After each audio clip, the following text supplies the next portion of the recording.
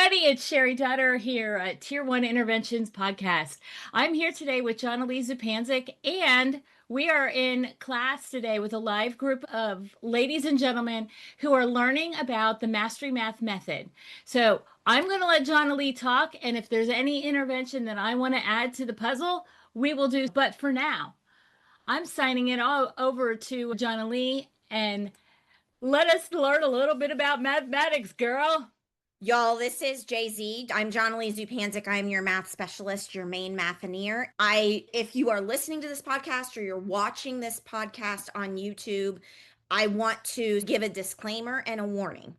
This is level 2. You're listening in on a level 2 version of Mastery Math Method. Before I jump into the math, because we're gonna get real spicy on the math today. Does anybody have anything to add or share or comment or whatever?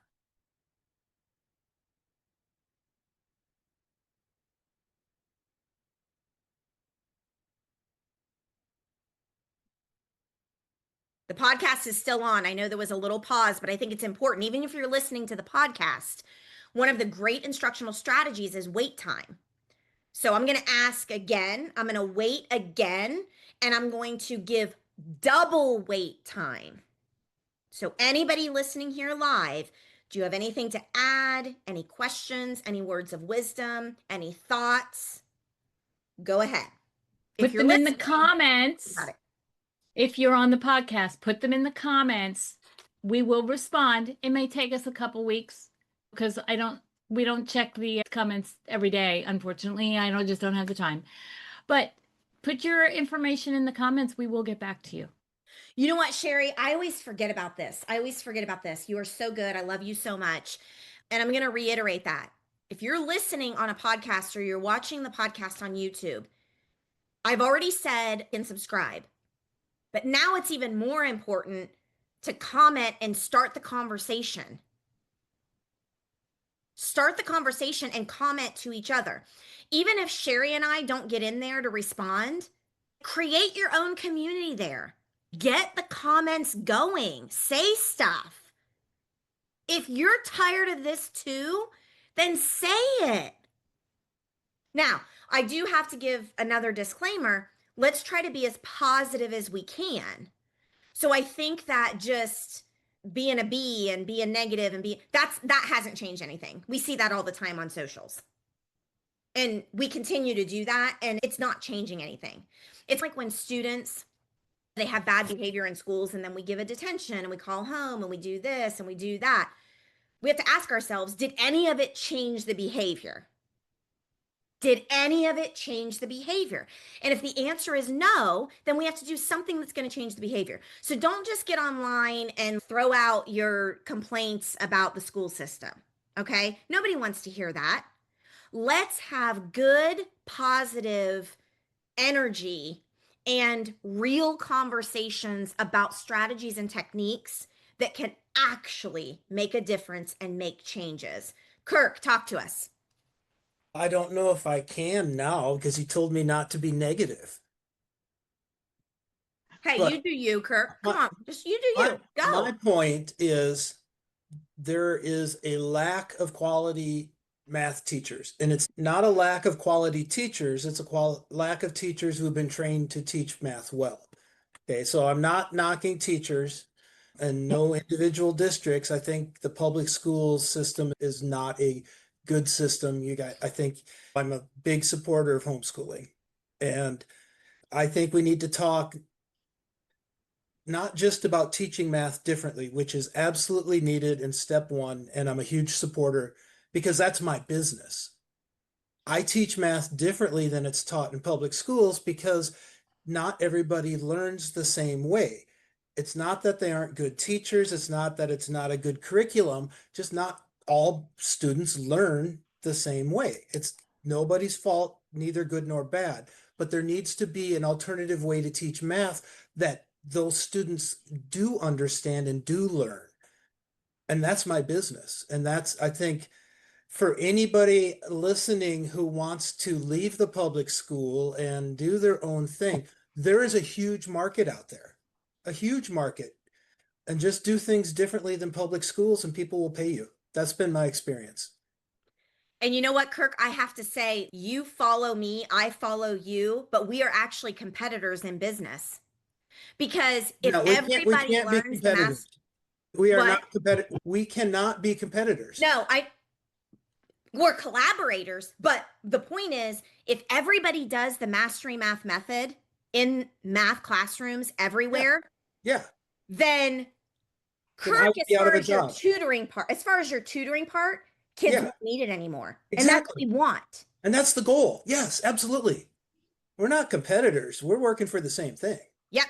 But in a business sense, if the classroom is strengthened, kids won't need tutoring. I don't care. I'll find something else to do. But that's my point. Teresa. And then But Jonily, Kathy, I want to isn't hear it- from you because you are teaching math methods courses. So go ahead, Teresa. But maybe Kathy's the same way. Isn't it also the math? Like we have math tutors in my system that go from building to building, helping the teachers with the math. So isn't it also the math tutors have to be up on the correct procedures Yeah. and standards? So if they're not teaching the teachers how to do it correctly, it's on their back. So they have to be the ones presenting it and helping the teachers who don't have the correct protocols and things that they're doing. Absolutely. So a lot of the teachers, they used to be more intense. Now they're less and less. So I think building wise, they need to have a lot more teachers in the building that do it. And look. Hey everybody, it's Cheri again. If you're loving these strategies and you want to join our Mastery Math Method Masterclass, we hold this hour-long event once a month and we'd love to have you join. What we talk about there is how to improve your math skills in 10 days. Can you imagine 10 days? Whether you're a math teacher or an occupational therapist, you can see exactly how to shift teaching so that every student, no matter their starting point, can master core math concepts and reserve your seat today and go over to disabilitylabs.com/calendar to check out the next event. We're not bashing, but we're not here to just bash the whole system. Because let me tell you this. I was that teacher. I was that teacher that just didn't know what I didn't know. I went through the K-12 system in the United States in mathematics. Now, I succeeded from that system. So I thought everybody did.